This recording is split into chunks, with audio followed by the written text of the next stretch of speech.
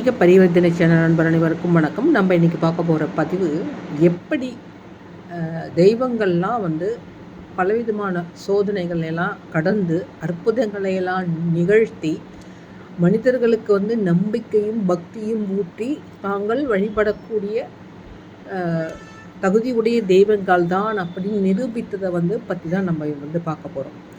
அனைவருக்கும் ராமநவமி வாழ்த்துக்கள். இந்த மாதிரி நம்ம நிரூபித்த 6 கடவுள்களை பற்றி தான் நான் இப்போ சொல்ல போகிறேன். முதலாவதாக நம்ம பார்க்கக்கூடிய தெய்வம் கிருஷ்ணர். கிருஷ்ணரை பற்றி உங்களுக்கு எல்லாம் சொல்ல தேவையே இல்லை. இந்த பஞ்சபாண்டவர்கள் நாட்டினை மீட்டு கொடுத்தவர்கள் முக்கிய பங்கு கிருஷ்ண பரமாத்மாவுக்கு உண்டு. இந்த கிருஷ்ணர் அர்ஜுனனோட போர்க்களத்தில் இருக்கார். அந்த குருட்சேத்திர போர்க்களத்தில் இருக்கிறப்போ அர்ஜுனன் தனக்கு முன்னாடி இருக்கிறவரெலாம் தன்னுடைய ரத்தமும் சதமும் கூடிய உறவினர்கள் தான் அப்படிங்கிறத தெரிஞ்சுட்டு அதை தன்னால் போர் புரிய முடியல அப்படின்னு ரொம்ப தயக்கம் காட்டுறப்போ அப்போ தான் கிருஷ்ணர் அவருக்கு கீதாபதேசம் பண்ணுறாரு. அந்த மாதிரி கீதாபதேசம் பண்ணினப்போ கூட அர்ஜுன் மனசு சம்மதிக்கவில்லை. அர்ஜுனனால் அதை ஏற்றுக்கொள்ள முடியல. அப்போ கிருஷ்ணர் என்ன பண்ணுறாரு, தான் எல்லாம் அந்த கீதா உபதேசத்திலே சொல்லுவார், எல்லாமே எனக்கு சேரட்டும், உனக்கு ஒன்றுமே வராதுன்னு கூட சொல்லியும் கூட அர்ஜுனன் தயங்குறப்போ அவருக்கு என்ன பண்ணுறாரு, கிருஷ்ண பரமாத்மா தன்னுடைய விஸ்வரூப தரிசனத்தினை காட்டி அவனை அந்த போருக்கு செய்வதற்கு அவனை ஆயத்தப்படுத்துகிறான். இவ்வாறு என்னதான் கிருஷ்ணர் கடவுள் அப்படின்னு அர்ஜுனனுக்கு தெரிந்தாலும் அதை ஏற்றுக்கொள்ள அவருக்கு அவ்வளோ தயக்கம் இருக்கிற சமயத்தில் கிருஷ்ணர் தன்னை நிலைநாட்டி கொள்வதற்காக ஒரு விஸ்வரூப தரிசனத்தை எடுத்து காட்டி அவரை அவருடைய தனித்தன்மையை காட்டுறாரு. இதுதான் நம்ம இன்றைக்கும் கிருஷ்ணர் மேலே எல்லாரும் பக்தியோடு இருக்கிறதுக்கு ஒரு காரணமாக இருக்குது. இதுதான் முதலாவதாக வரக்கூடிய கிருஷ்ணர் தன்னை எப்படி நிரூபித்தார் அப்படிங்கிறத பார்த்தோம். அடுத்து சிவபெருமான் பற்றி பார்க்கலாம். தேவர்கள்லாம் தங்களுக்கு அழிவே வரக்கூடாது அப்படிங்கிறதுக்கோசரம் அமிர்தத்தை எடுத்து குடிக்கணும் அப்படிங்கிறதுல மேருவை மத்தாகவும் வாசுகி நானாக வச்சு கடலை கடையிறப்போ அதில் நல்ல நல்ல பொருட்கள்லாம் எல்லாம் அந்த கடையிற அந்த வேகத்தை தாங்க முடியாமல் அந்த வாசுகிங்கிற பாம்பு ஆழகால விஷத்தை கக்கிடுறது. அந்த மாதிரி ஆழகால விஷத்தை கக்கிறப்போ யாராலையுமே அதை தாங்க முடியல. எல்லாம் விழுந்துடுச்சுட்டு ஓடி போயிடுறாரு. எல்லாத்தையும் விட்டுட்டு ஓடி போய் எல்லாம் சிவபெருமான்கிட்ட போய் சரணடைகிறார். ஆனால் இதில் என்ன விசேஷம்னாக்கா, எல்லாரும் இந்த மாதிரி அமிர்தத்தை எடுக்கிறதுக்கு இந்த மாதிரி நாங்கள் கடலை கடைய போகிறோம் அப்படிங்கிற விஷயத்தையே யாருமே சிவபெருமான்கிட்ட போய் சொல்லவே இல்லை. ஆனால் ஒரு கஷ்டகாலம் அப்படின்னு வர்றப்போ அவள் எல்லாரும் சிவனை போய் தஞ்சம் அடைகிறான். அப்போ சிவபெருமான் என்ன பண்ணுறாரு, அந்த அழகால விஷயத்தை நெஞ்ச சுந்தரரை எடுத்துட்டு வர சொல்லி அவர் குடிச்சுடுறாரு. அப்போ பார்வதி தேவி என்னதான் இருந்தாலும் அவருடைய கணவன் இல்லையா, அதனால் தொண்டையோட இறுக்கி பிடித்து அதை உடம்புக்குள்ள பாய விடாமல் தடுத்து நிறுத்திடுறா பார்வதி தேவி. எப்பேற்பட்ட மகத்துவமான ஒரு செயல். நம்மளாம் ஒருத்தர் நம்ம கொடுக்கல அப்படின்னா நம்ம நம்மளை மதிக்கலை, நம்ம ஏன் போடணும் அப்படின்லாம் நினைக்காம சிவபெருமான் இந்த லோகக்ஷேமத்துக்கோசரம் தன்னுடைய உடம்பு பாதித்தாலும் பரவாயில்லை அப்படிங்கிறது க்ஷணப்பொழுது கூட அதை பற்றி நினைக்காம அதை பிடிச்சவர். இப்பேற்பட்டவர் தோஷத்தன்னைக்கெல்லாம் நம்ம ரொம்ப சிறப்பாக எல்லாமே சிவனை போய் நம்ம வழிபடணும். இதுதான் சிவபெருமான் தன்னை ப்ரூவ் பண்ணார். அதாவது என்னென்னா, இந்த சிவபெருமானுடைய இந்த பிரதோஷ தினம் அப்படின்னா நமக்கு என்ன வரணும்னாக்கா, சுயநலம் நம்மக்கிட்ட இருக்கக்கூடாது. யார் என்ன கேட்டாலும் அது நமக்கு தீமையே முடிஞ்சாலும் கூட அவளுக்கு நல்லது செய்யணுங்கிற ஒரு நல்ல கருத்து சிவன் இங்கே நிலைநாட்டியிருக்கார். இதுதான் சிவபெருமான் தன்னை நிரூபிக்கிறதுக்காக செய்த ஒரு மகாத்தான செயல். அதனால தான் இன்றைக்கி அவர் ஒரு சுப்ரீம் காட் அப்படின்னு சொல்கிற லெவலுக்கு அவர் உயர்ந்திருக்கிறதுக்கு காரணம் என்னென்னாக்கா, அவர் பண்ண இந்த உலக மக்களை காப்பாற்றியதற்காக அவர் பண்ணின இந்த ஆழகால விஷயத்தை உண்ட ஒரு வரலாறு. அடுத்து வரக்கூடியவர் யாருன்னாக்கா, நரசிம்மரை பற்றி நம்ம பார்க்கலாம். நரசிம்மர் மகாவிஷ்ணுனுடைய உக்ரமான ஒரு அவதாரம். இவர் பிரகலாதனுடைய வாழ்க்கை வரலாறுல ஒரு முக்கிய பங்கு வசிக்கிறாரு. பிரகலாதன் ஒரு விஷ்ணு பக்தன். பிரகலாதன் எப்போவுமே விஷ்ணுவுடைய நாம ஓம் நமோ நாராயணா அப்படின்னு தான் சொல்லிகிட்டே இருப்பான். ஹிரண்யகசிபு வந்து தன்னுடைய மகனாக இருந்தாலும் தன்னை தான் அவன் வணங்கணும்னு சொல்லிட்டு அவனுக்கு பலவிதமான இன்னல்களை, அதாவது அவனை கொல்ற அளவுக்கு கூட அவர் வந்து பல விஷயங்களை வந்து செய்கிறாரு.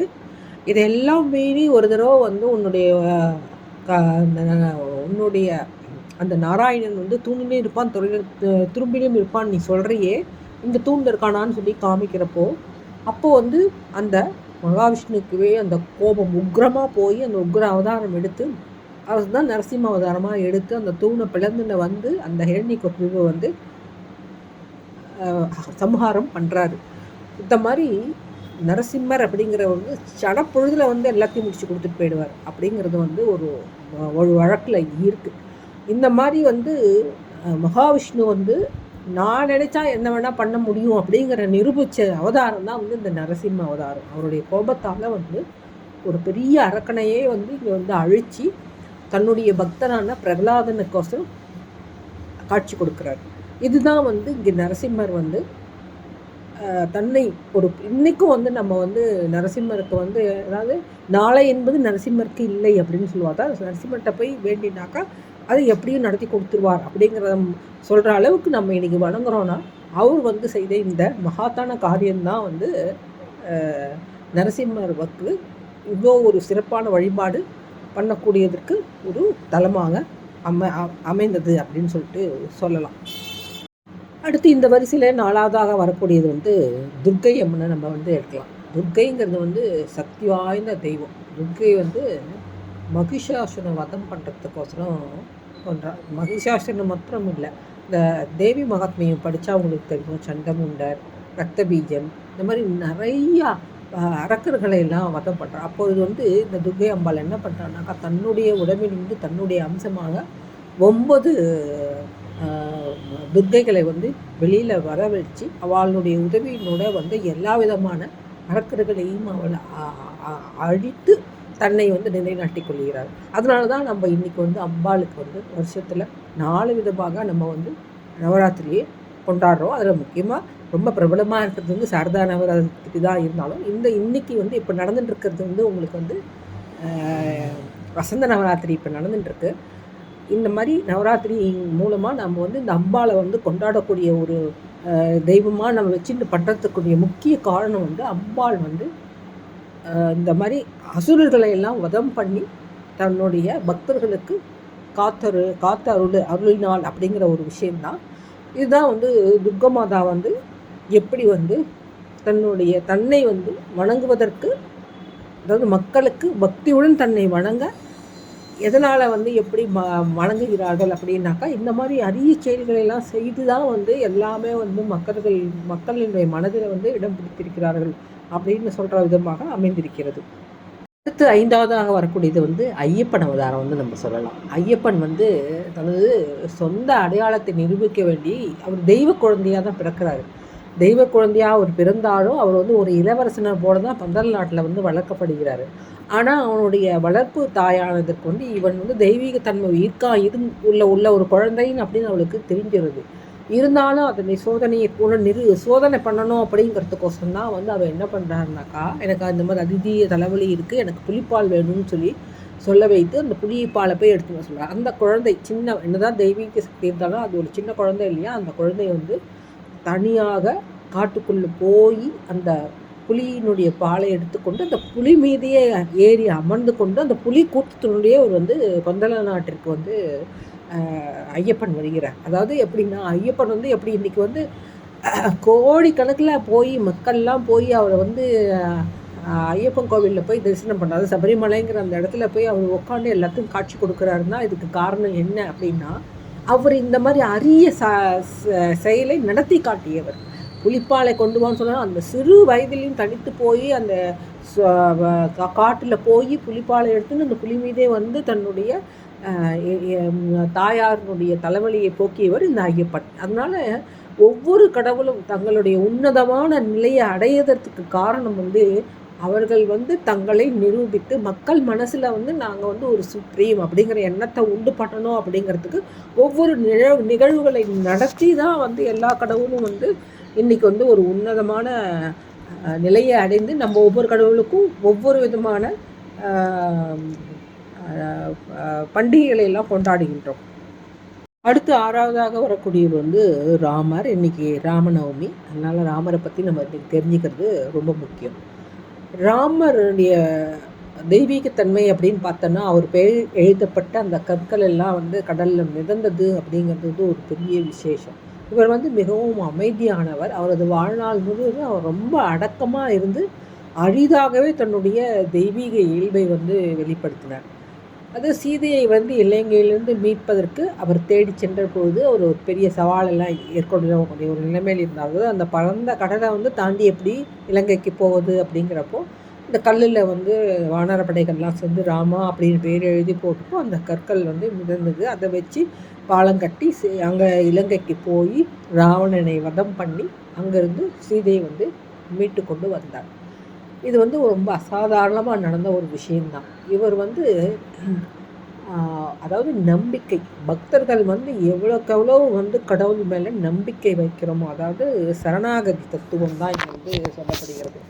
அதனால் இது நடக்குமா நடக்காதா அப்படின்னு பற்றி எதிர்பார்க்காம நம்ம வந்து கடவுள்கிட்ட வந்து அந்த முழு நம்பிக்கையோடு சரணாகதி அடைஞ்சாக்கா எதையுமே எல்லாமே நடக்கும் அப்படிங்கிறது தான். எப்படி வந்து ராமருக்கே வந்து ஒரு பாலம் கட்டுறது வந்து ஒரு பெரிய இதுவாக இருந்தப்போ ராமான் அப்படின்னு ஒரு நம்பிக்கை வைத்து அந்த வானரங்கள்லாம் எழுதி போட்ட அந்த அந்த கல் வந்து மிதந்தது இல்லையா, அந்த மாதிரி வந்து ராம நாமத்துக்கு வந்து அவ்வளோ ஒரு சக்தி. இந்த ராமநாமத்து சக்திங்கிறப்போ வந்து ராமாவதாரம் முடிந்து ராமர் வைகுண்டம் திரும்பி போகிறப்போ ஆஞ்சநேயர் கூப்பிட்றாராம் வந்துரு அப்படின்னு சொல்லிட்டு.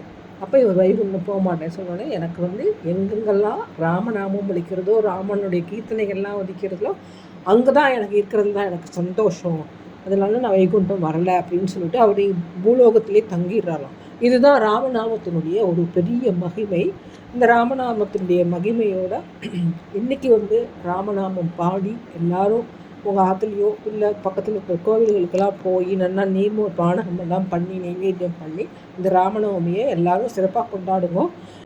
இந்த விஷயங்கள் எல்லாம் நான் எடுத்துக்கொண்டதுக்கு காரணம் வந்து என்னென்னாக்கா, கடவுள் வந்து மனித ரூபம் எடுத்து வந்தாலும் அவர்களுக்கும் எத்தனையோ அவர்களும் தங்களை நிரூபிக்கிறதுக்கு வந்து பலவிதமாக கஷ்டங்களை எல்லாம் பட்டு தான் அவர்கள் வந்து இன்றைக்கி ஒரு உன்னத நிலையை அடைஞ்சிருக்காங்க. இன்றைக்கி கடவுள் அப்படின்னு நம்ம எல்லாம் வணங்குறோம்னாக்கா அதுக்கு வந்து அவள் வந்து பட்ட கஷ்டங்கள்லாம் தான் வந்து அவளை வந்து அங்கே வந்து நிலைநிறுத்தி இருக்குது இப்போது உலகத்தில்.